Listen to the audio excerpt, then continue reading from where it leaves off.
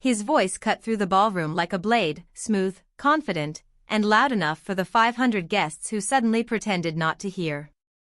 I didn't move. Didn't breathe. The spotlight from the stage caught the side of my face, warm and blinding, as if forcing me to stand there and take every syllable. Behind me, crystal glasses froze midair. A few guests shifted uncomfortably, their smiles collapsing into tight lines. No one spoke. No one intervened. They just watched, the way people do when they're hoping the shame lands somewhere other than their own feet. I kept my hands clasped in front of me, steady, though I could feel my pulse scraping the inside of my ribs. He wasn't speaking to me. He was speaking about me, deliberately, cruelly, as if my silence made me an object instead of a person. The foundation wastes resources on pity projects, he added, swirling his wine. But perhaps she needs the attention. A few people chuckled, the kind of brittle laugh meant to align themselves with power. He basked in it, shoulders loose, chin lifted, completely certain I posed no threat to him, his reputation, or the image he performed for this room. I raised my eyes slowly, letting them settle on his. Not with anger, that would have given him what he wanted. With clarity. And in that clarity, for the first time, he shifted. Barely. But enough. I held his gaze just long enough for him to feel it, the quiet dignity he didn't expect, the kind that unsettles men who only understand fear or flattery. Then I smiled. Small. Controlled. Almost polite. He mistook it for weakness. They always do. The MC cleared his throat on stage, awkward and unsure, while whispers began to drip through the crowd like leaking faucets. The tension spread, slow and metallic. If they'd listened closely, they might have heard the exact second the balance in that room tilted. Because while he called me a charity case, he still had no idea who was actually funding the night. What happened after would make him wish he'd stayed silent. The applause resumed in scattered, reluctant bursts, not for me, of course, but for the auctioneer who was trying to drag the evening back onto its polished rails. But the room had already cracked. You could feel it in the way conversations thinned into murmurs, in the way people avoided meeting my eyes as though acknowledgement might make them complicit. I stepped off to the side of the stage, my heels tapping softly against the marble floor, each click measured and calm. Inside, I felt nothing sharp, no heat, no tremor.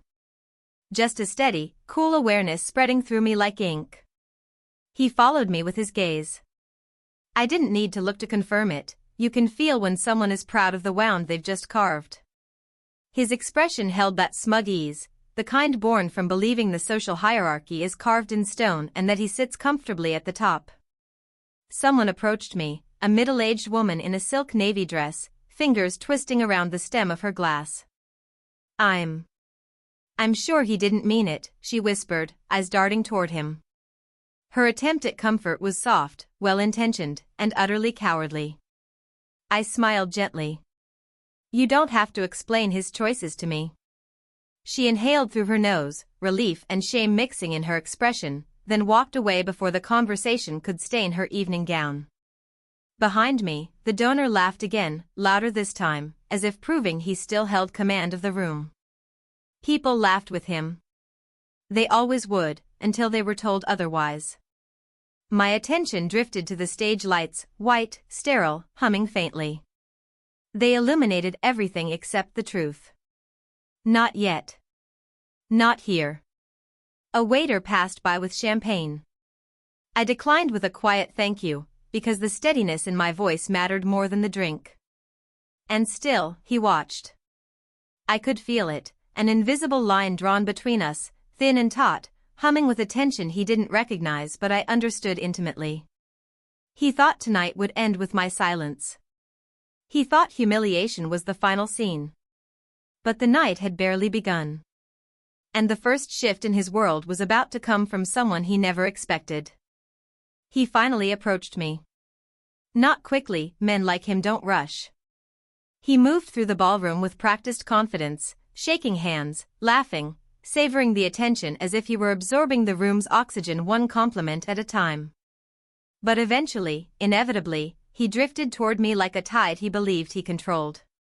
Still standing, he asked, voice dipped in casual arrogance. A conversational tone, friendly even, the kind predators use when they're certain the prey has accepted its place. I tend to, I replied. He smirked, lifting his glass in a mock toast. Good. Resilience is charming at your station. There it was again, that subtle cruelty dressed in silk. A blade wrapped in etiquette. A few guests lingered nearby, pretending to admire auction items while their ears strained toward us. Not one of them intervened. They were waiting for entertainment, not justice. He leaned in slightly, lowering his voice. Take the comment earlier for what it was, humor. These events need levity. Calling someone a charity case is humor? I asked. He shrugged. Perspective. People like you are used to being supported. He let the word hang, savoring it. People like you. In his mind, that phrase placed me below him, meek, grateful, dependent. A woman he could insult publicly and then patronize privately, expecting the world to continue orbiting around his ego. I studied him carefully, the crisp tuxedo, the expensive cologne, the facade of benevolence polished by years of donations that cost him nothing more than pocket change and a photo op. He mistook my silence for discomfort. Good. The longer he underestimated me, the cleaner the fall would be. A volunteer called him over to sign off on one of the auction items, and he left with a soft pat on my arm, as though I were a pet he'd momentarily scolded. The touch didn't sting. It clarified. Across the ballroom, I caught the faint reflection of myself in a window, composed, calm, utterly in control. He hadn't humiliated me. He'd simply revealed himself. And soon, everyone else would see him too. Because the next person who approached me wasn't there to apologize, they were there to warn me. I noticed her before she reached me, a woman in her late 50s, elegant but understated, moving with the kind of careful intention that doesn't belong in a room full of people performing confidence. She paused a few feet away, searching my face as though asking permission to step into my quiet. May I? She asked softly. I nodded. She exhaled, not a breath of relief, but of decision. I heard what he said. Anne. I know this won't make it better, but you should understand something. Her eyes flicked toward him, now surrounded by admirers, basking in their admiration like a man who believed generosity bought immunity. He's been influencing the board, she continued. Pushing certain members to reconsider involvement from people he calls non-essential. He's been speaking about you for weeks. The word reconsider landed with a hard, deliberate weight. He mentioned my name? I asked, though I already knew the answer. She nodded. He doesn't think you belong here. And he's been telling others exactly why. She swallowed, her voice tightening. Tonight wasn't an accident. A silence stretched between us, heavy, cold, grounding. There it was, this confirmation that his cruelty wasn't a slip or a careless moment at a podium. It was deliberate. Practiced. Planned. Thank you, I said. You didn't have to tell me. She took a slow breath, then shook her head. Actually, I did. Because he thinks no one will say anything. And because I've watched you work too hard for this foundation to be dismissed like that. For a moment, her sincerity softened something in me, not vulnerability, but clarity. Not everyone in this room was blind. He won't stop, she added quietly. And he's gaining influence. If he pushes further? He won't, I said gently. She studied me again, not confused, just curious. As though she sensed a tide turning but couldn't yet see where it began. You sound very sure. I am. A brief silence passed between us, the kind that shifts the air, subtle but undeniable. Because while he was gathering allies, I'd already secured something far more powerful. And the next announcement of the night was about to pierce his certainty like glass. The lights dimmed slightly as the next auction item transitioned onto the screens, a travel package, something extravagant, framed by a soundtrack meant to make generosity feel glamorous. But the room wasn't watching the presentation. Not really. People kept glancing toward me, then toward him, like they were measuring some invisible line between us. He felt it too. I could see it in the stiffness creeping into his shoulders, the way he adjusted his cufflinks even though they didn't need adjusting. His confidence hadn't cracked yet, but a hairline fracture had formed. Only he didn't recognize it. A board member approached me next, a tall man with silver hair and eyes that held more questions than judgment. "I hear you've had an evening," he said quietly. I let out a soft breath. "Seems so." "He shouldn't have spoken to you like that," he murmured. We don't all agree with him. The way he said it, careful, diplomatic, revealed just how much tension had been simmering beneath the foundation's polished exterior. "I know," I replied. "Thank you." He hesitated. "There are rumors tonight. About a large donation. A private one. People are saying it isn't his." That was the first time someone said it out loud. Not all the way, just enough for the edges of truth to glint. His eyes narrowed slightly as he studied me. "Do you know anything about that?" I held his gaze, letting the silence sit between us just long enough for it to grow legs. "I know the Foundation's priorities," I said. "And I know some people mistake their loudest voices for their most valuable." It wasn't confirmation. But it also wasn't denial. He seemed satisfied, or at least intrigued, and gave a small nod before returning to his seat, deep in thought. Across the room, the donor watched that interaction like a man sensing the beginnings of a storm but still believing the umbrella in his hand would save him. He had no idea it was already too late for that. Because the next person who approached me wasn't curious, they were frightened. I saw the panic before I saw the person. A young coordinator, early 20s, headset still on, clipboard clutched against her chest, wove through the crowd like someone moving upstream against a current too strong for her small frame. Her eyes kept darting toward the donor, then back at me, as if torn between obligation and conscience. When she finally reached me, she spoke in a voice barely above a breath. "Can we talk? Somewhere not here?" I nodded, and we stepped just beyond the glow of the chandeliers, into the quieter rhythm of a side corridor. Her hands trembled slightly as she lowered her clipboard. "I shouldn't be saying this," she whispered. "But he told us, all the junior staff, that if you became director next cycle, we were to limit your access." His words. Not ours. A slow, steady exhale slipped from me. Not from shock, but from confirmation. "How long has this been going on?" I asked. She bit her lip. "Since last month. Maybe earlier." "He said you weren't?" She paused, swallowing hard. "Worth the investment. Worth the investment." A phrase cold enough to cut without leaving a visible mark. "I'm sorry," she added quickly. "It didn't sit right with any of us, but he's intimidating. And loud. And the board listens to him more than they should."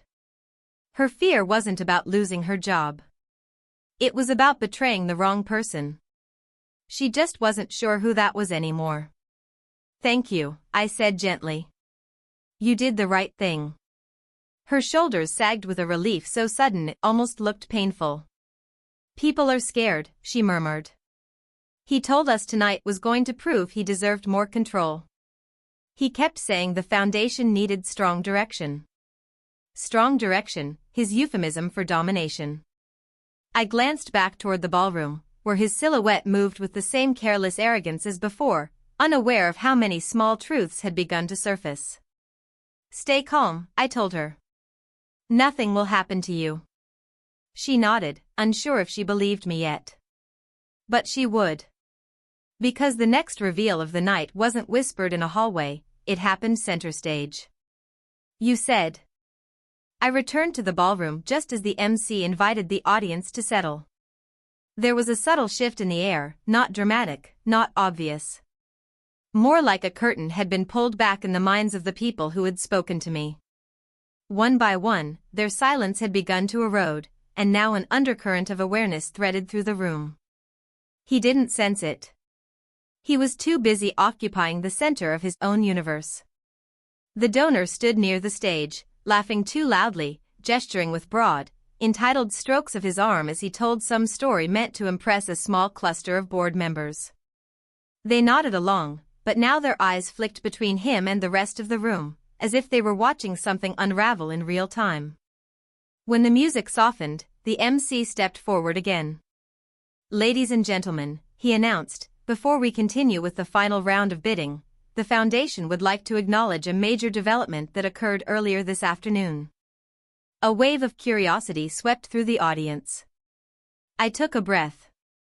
Slow, steady, intentional. The donor's smile faltered. "In the last hour," the MC continued, "a significant endowment was transferred, a donation exceeding every contribution combined from the last 3 years."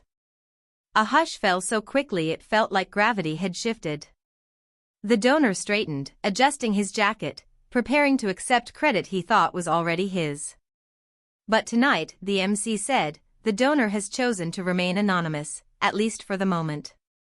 Confusion rippled across the audience. The donor's hands paused mid-adjustment. His expression tightened. Anonymous wasn't his style. He wanted applause, recognition, articles published with his name in bold. To be unseen? To be overshadowed? That wasn't something he could comprehend.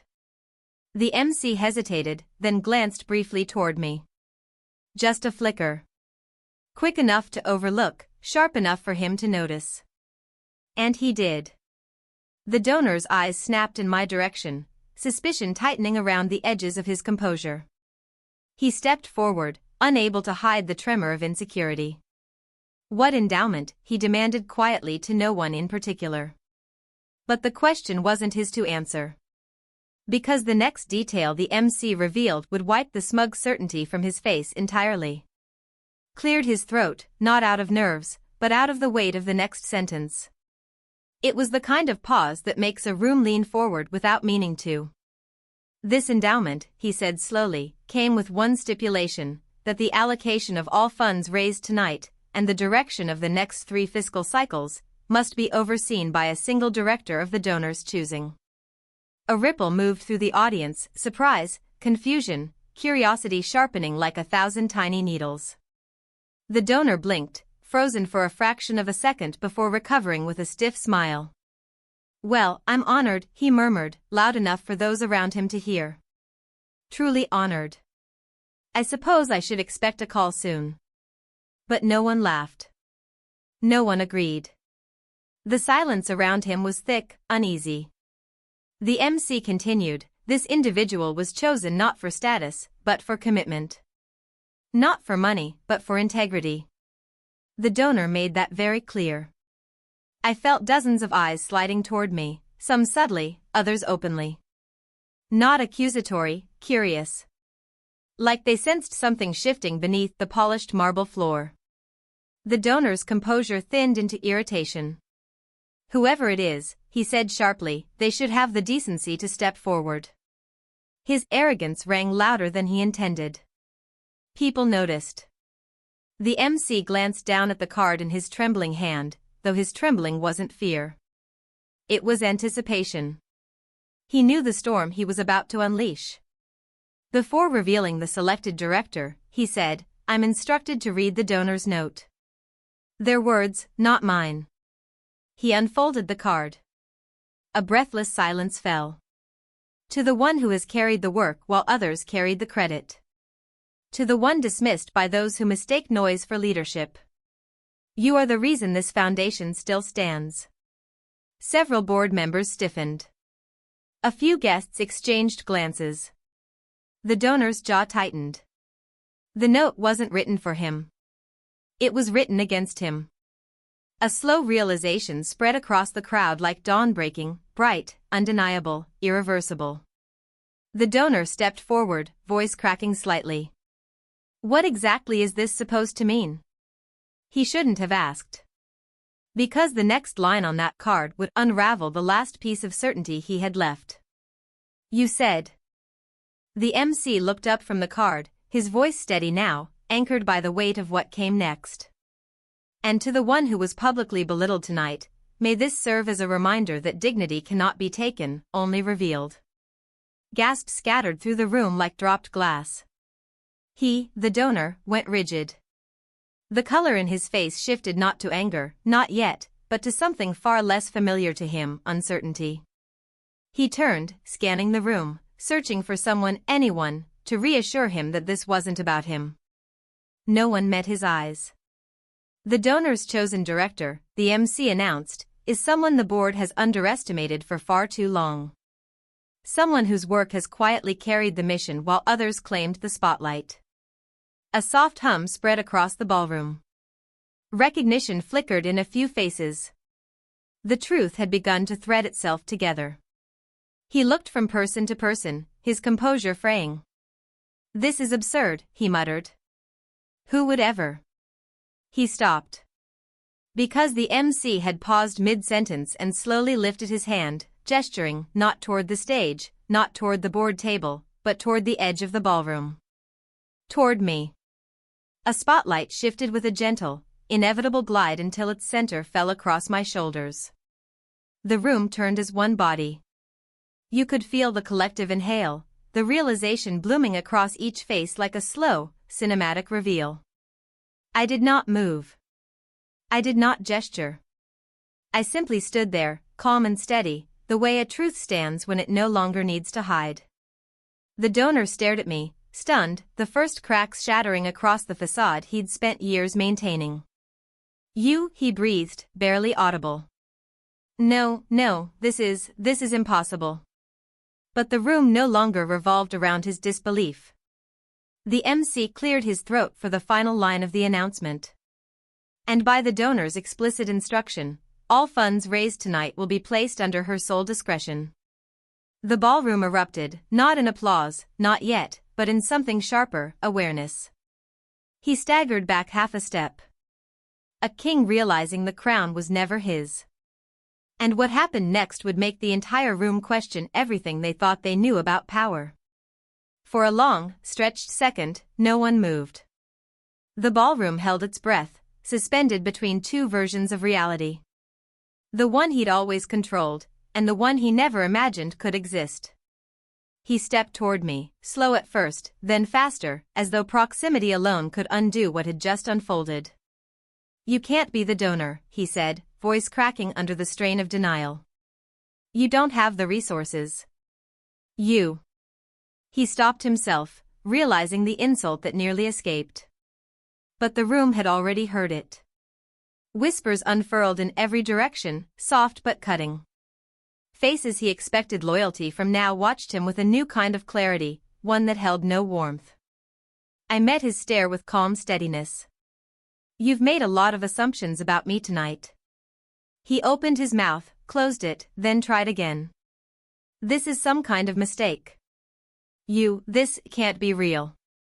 A board member approached, the silver-haired man from earlier, his expression sober but resolute. It's real, he said. The legal documents arrived an hour ago. The name on them is hers. The authority is hers. The donor's hands twitched at his sides. There must be an explanation. Someone manipulated. No one manipulated anything, the board member replied. The contribution cleared. Completely. More murmurs. Stronger this time. People were turning, not toward him, but away. He looked around wildly, searching for an ally. The ones who once laughed at his jokes now avoided eye contact. The ones who once echoed his opinions now folded their arms, uncertain. Power drains quickly when it no longer has a direction to flow. You don't understand, he whispered, stepping closer to me, desperation bleeding through the cracks. If you take this position, if you control these funds, everything changes. That, I said quietly, is the point. The chandelier lights shimmered overhead, catching the tremor in his breath. He wasn't angry. Not yet. He was afraid. And fear, for a man built on performance, is the first step toward collapse. He swallowed hard. What are you going to do with all that control? I held his gaze, unblinking. Because he was finally asking the right question. But the answer, the real one, hadn't even begun to unfold. I didn't answer him right away. Not because I needed time to think, but because silence, true, intentional silence, can be louder than any declaration. Especially for a man who built his power on never letting anyone else speak. He stood there, trembling with a mixture of disbelief and panic, waiting for me to justify myself, to reassure him, to shrink back into the version of me he preferred. I offered him none of that. Instead, I turned to the board, calm, steady, unhurried. The kind of composure that makes the truth feel inevitable. I'll begin the transition tomorrow morning, I said. We'll assess every department, every initiative, every allocation. And we'll determine who has been serving the foundation, and who has been serving themselves. A beat of quiet followed. Just one. But it landed like a verdict. The donor's head snapped toward the board, searching for resistance, objection, anything to validate his unraveling authority. But the board members exchanged glances, the kind of glances people share when they realize a tide has turned and they can no longer pretend otherwise. The silver-haired member spoke first. We'll cooperate. Fully. The donor's breath hitched. You can't just shift everything. I built half the programs in this place. You funded them, I corrected softly. But you didn't build them. There's a difference. His jaw clenched. I deserve a say. You had one, I replied. And you used it to belittle the people holding this organization together. A sharp murmur rippled through the room, agreement, recognition, a collective acknowledgement of every moment he'd dismissed, diminished, or humiliated someone. He took a step closer, voice low and urgent. You're making a mistake. If you push me out, if you embarrass me like this, I'll... You'll what? I asked, quiet but steady. He froze. Because for the first time, he realized he didn't know the answer. He had no leverage. No allies. No ground left beneath his feet. I held his gaze with unwavering clarity. You don't get to threaten a future you no longer control. Something inside him collapsed, invisible, small, final. But he still hadn't seen the full scope of what was coming. Because the final reveal of the night was about to take everything he valued most. You said, Part 12 Story said, Part 12, the final reveal. Almost equals 380 words, ends with a reflective, final line. He stood in front of me, shoulders tight, breaths shallow, the performance finally stripped from him. No charm. No arrogance. Just a man cornered by the truth he never bothered to prepare for. The MC stepped back, giving space to the moment unfolding. The audience didn't whisper anymore, they watched with the kind of stillness reserved for history, scandal, or justice, depending on where you were standing. I reached into my small black clutch and pulled out a single folded document. Calm. Precise. As if this were merely administrative, not the quiet dismantling of a man who had believed himself untouchable. This, I said, offering it to the nearest board member, is the full disclosure statement required for the transfer of authority. The board member scanned the top page, eyes widening as the numbers came into focus, the size of the endowment, the duration of its commitment, the conditions that placed complete oversight in my hands for longer than anyone realized. The donor lunged forward, voice cracking. Where did that money come from? Who gave you that kind of power? I turned to him, and for the first time tonight, I let a sliver of emotion show, not anger, not triumph. Just truth. My mother, I said softly. She left it to me when she died. She believed in this work long before you used it as a stage. His face shuddered, stunned. A ripple moved through the room as understanding settled into place. I continued, voice steady. She told me to use it when the foundation forgot its purpose. When people turned it into a ladder instead of a lifeline. His breathing grew sharp, uneven. You hid that? All this time? I protected it, I corrected. From people who would have used it for themselves. The board member closed the document and faced him. Given the donor's terms and your conduct tonight, we'll be suspending your advisory privileges effective immediately. A single sentence, clean, inevitable, shattered whatever remained of his posture. He swayed slightly, as if the floor had shifted beneath him. Because it had. No one rushed to steady him. No one stepped forward to soften the blow. The room simply watched the consequences find their rightful owner. He whispered, hoarse, defeated, you planned this. I met his gaze with calm clarity. No. You created this. A long silence settled, final, absolute. And as he turned away, smaller than I had ever seen him, I understood something with a quiet certainty. Sometimes the softest truths carry the heaviest consequences.